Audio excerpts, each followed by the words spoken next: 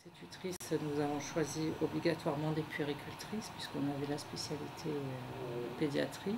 On avait fait un affichage de poste et on a retenu des puéricultrices qui avaient le meilleur parcours, un parcours diversifié au niveau des soins, le jour, la nuit, différentes spécialités, voilà, suffisamment d'ancienneté et qui avaient fait leur preuve dans les services où elles étaient passées.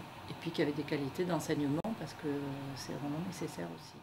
Elles ont montré la nécessité du poste.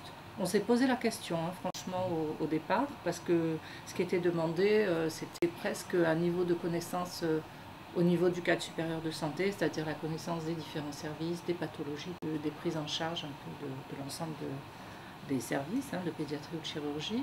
C'est de vraies collaboratrices pour les cadres de santé qui souvent jouaient ces missions d'encadrement des étudiants, de suivi des stages, etc. Et on ne peut plus se passer d'elles. Et maintenant, en plus, on a demandé qu'elles interviennent aussi sur l'encadrement des élèves puéricultrices.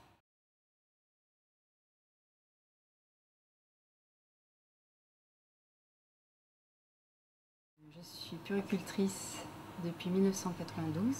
J'ai travaillé donc 20 ans, 12 ans en chirurgie et 8 ans en médecine, onco, hémato.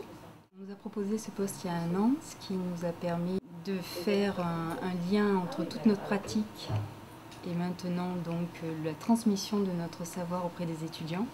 Nous avons pu mettre nos outils en place. À partir de là, nous avons pu travailler avec les étudiants. La spécificité de la pédiatrie fait qu'on a une double mission, c'est d'apporter effectivement tout ce qui est en rapport avec l'enfant à des étudiants qui n'ont plus la pédiatrie à leur formation. Je pense qu'ils se sentent soutenus et épaulés. Oui, soutenus, épaulés.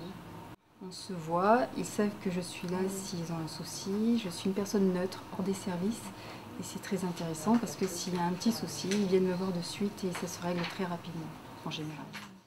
Je suis ravie parce que c'est vraiment une transmission de savoir, c'est un autre travail, ça n'a plus rien à voir avec ce que je faisais avant.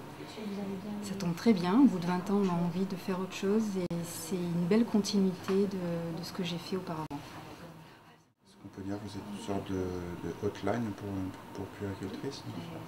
Hotline, peut-être pas encore, mais ça va venir.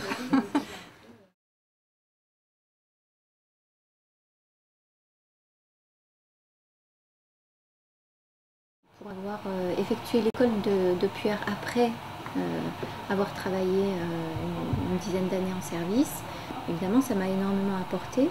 C'est vrai que si j'avais eu toutes les données de l'école de puère avant, ça aurait été pas mal quand même parce que il me manquait beaucoup de données pour travailler en service de pédiatrie en n'ayant que le diplôme d'infirmière. Après une certaine expérience, l'envie de transmettre mes savoirs, mais surtout une certaine qualité dans les soins, d'augmenter la qualité des soins auprès des enfants et de sa famille. Ah oui, oui. Pour aller plus vite dans ma formation, pour pallier à mes difficultés et aller plus vite. Et j'aurais eu beaucoup à faire sur la qualité de mes soins à l'époque où j'étais étudiante et dans mes premiers services où j'étais en tant qu'infirmière. Merci. Merci à vous.